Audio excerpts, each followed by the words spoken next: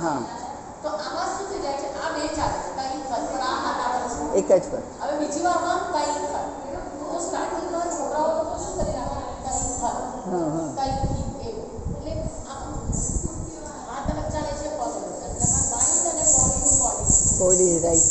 એટલે આખો ગ્રુપ એવો જ છે.